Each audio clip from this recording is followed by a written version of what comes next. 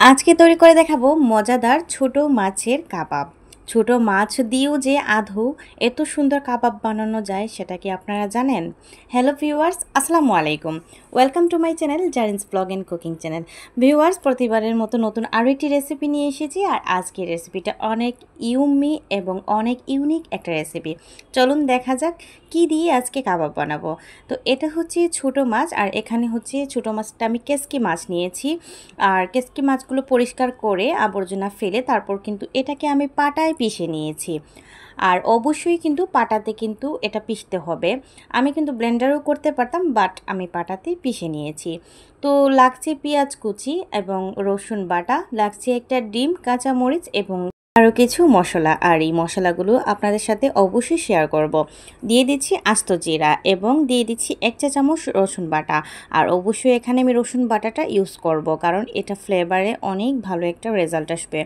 দিয়ে দিচ্ছি 1 চা চামচ হলুদ গুঁড়ো, দিয়ে দিচ্ছি আধা চা চামচ গুঁড়ো মরিচ এবং দিয়ে দিলাম এখন ধনে গুঁড়ো এবং জিরা গুঁড়ো আধা চা চামচ করে। দিয়ে দিচ্ছি এখানে 1 চা চামচ লবণ, আর 1 চা চামচ দিয়ে আমি আরও একটু দিয়েছি, আমার সন্দেহ হচ্ছে কারণ আমি এখানে ব্রেড ইউজ করব। তো দিয়ে দিচ্ছি কাঁচামরিচ কেটে, আর কাঁচামরিচটা কিন্তু ফ্রোজেন ছিল, এটা পেকে গিয়েছে। তো এই তো কেটে দিচ্ছি সুন্দর করে, যাতে মানে চিকন চিকন করে, যাতে সুন্দর লাগে মাখানোর সাথে সাথে। তো দিয়ে দিচ্ছি গোলমরিচ গুঁড়ো এবং এটা বাসার তৈরি করা। তো আমি এভাবে একসাথে অনেকগুলো করে রাখি কাজের ঝামেলার কারণে।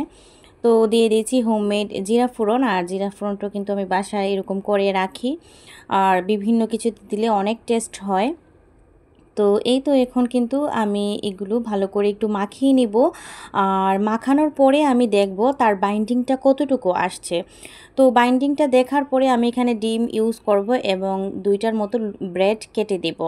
তো ভিউয়ার্স, আমার হাজবেন্ড কিন্তু ছোটো মাছ একেবারে পছন্দ করে না, মানে মাছ বলতেই উনি অনেক অনেক মানে ঘাবড়িয়ে যান, খেতে চান না বা খান না, পছন্দ করেন না। তো আমি এই রেসিপিটা উনাকে প্রতি সময় বানিয়ে দিই এবং উনি অনেক ইয়ম্মি করে খান এবং বলেন যে তোমার মাথায় আল্লাহ এত বুদ্ধি দিয়েছে, আমি ছোটো মাছ খাই না বলে তুমি আমাকে এভাবেও কিন্তু করে দাও, আর এভাবে করলে কিন্তু একটু আমার কষ্ট হয় না। ভিউয়ার্স, কথা বলতে বলতে দেখতে পেয়েছিলেন আপনারা এখানে আমি ব্রেডটা ভালো করে সুন্দর করে মাখিয়ে দিয়েছি এবং এখানে কিন্তু বাইন্ডিংটা হয়ে গিয়েছে।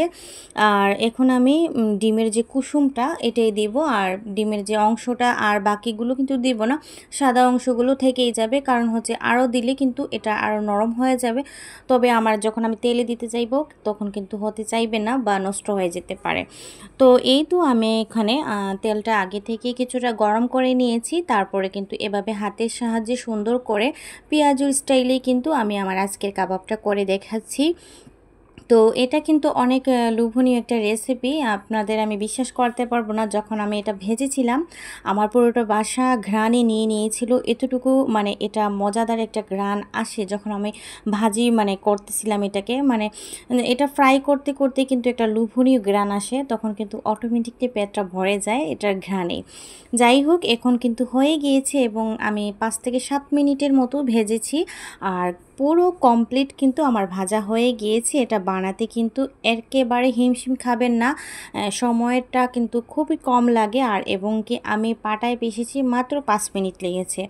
তো এই তো আমি একটা ভেঙেও আপনাদের পরিবেশন করি, এর ভিতরের অংশটা দেখিয়ে দিচ্ছি, কারণ উপরের দিকে লাল ভিতরের দিকে কাঁচা থাকতেও পারে, কিন্তু না, আমি লো আছে এটাকে আস্তে আস্তে করে রান্না করেছি। তারপরেই কিন্তু আমার ফাইনাল লুক কাবাবের। ভিডিওর এই পর্যন্ত এসে যারা লাইক দিতে ভুলে গিয়েছেন, প্লিজ ছোট্ট করে একটা লাইক দিয়ে ভিডিওটা কমপ্লিট করবেন। ভিডিওটি ভালো লাগলে কাইন্ডলি লাইক, কমেন্ট, শেয়ার এবং সাবস্ক্রাইব করে আপনারা আমার পাশেই থেকে যেতে পারেন। বেশি ভালো লাগলে আর অবশ্যই আপনারা আপনাদের পরিবার এবং বন্ধুদের শেয়ার করতে ভুলবেন না। তো ভিউয়ার্স, আজকের মতো এই পর্যন্তই। নতুন ভিডিও নিয়ে অবশ্যই হাজির হব। সে অবধি সবাই ভালো থাকবেন, সুস্থ থাকবেন।